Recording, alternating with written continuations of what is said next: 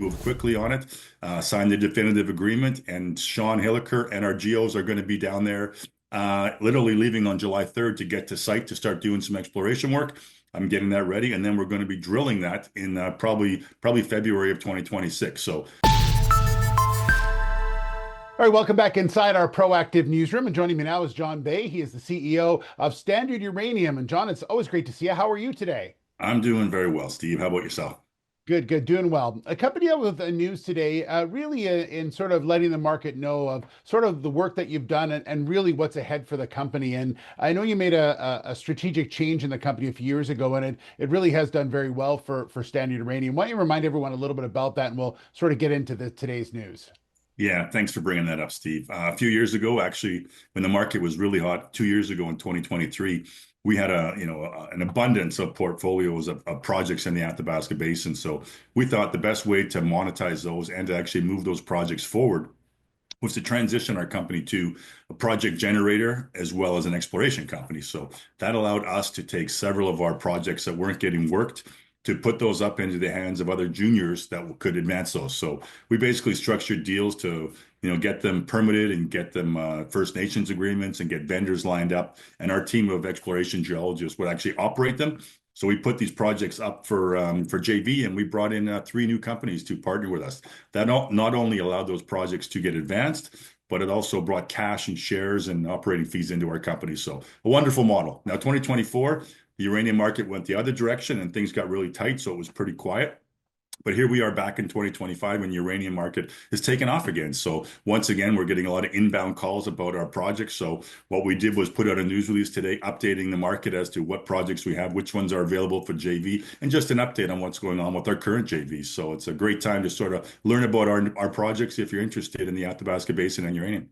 Yeah, let's separate these. I want to talk about the project generator part first, because in the news release you talk about, and you mentioned the past, that you wanted to get these to a certain stage, and literally they're like 30 days away from someone being on the ground and doing a number of work. That's the kind of work that you've got these projects to. Yeah, it's pretty unique that way. The way we looked at it was we want to make this as easy and as quick for a new company that's excited about uranium to get into the market. So we staked all these projects. We spent, year and a half to 2 years actually doing work, boots on the ground and geophysics, and getting all the permits lined up, signing First Nations agreements, getting all the vendors lined up, and have our team of geologists ready to go. So now we're at a stage where 4 of those projects could be drilled literally within 30 days.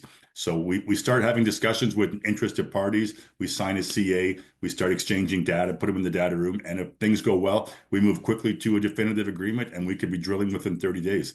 So that's the opportunity at hand. Yeah, and one of those recent projects you brought in Corvo. Tell me a bit about that one, because that's a pretty good example of what you're talking about. Yeah, so we partnered with a group called Aventus Energy on our Corvo project. We started talking to them probably 3 or 4 months ago. We, let them look at all our different projects. They like Corvo, so we moved quickly on it, signed the definitive agreement, and Sean Hilliker and our geos are going to be down there, literally leaving on July 3rd to get to site to start doing some exploration work.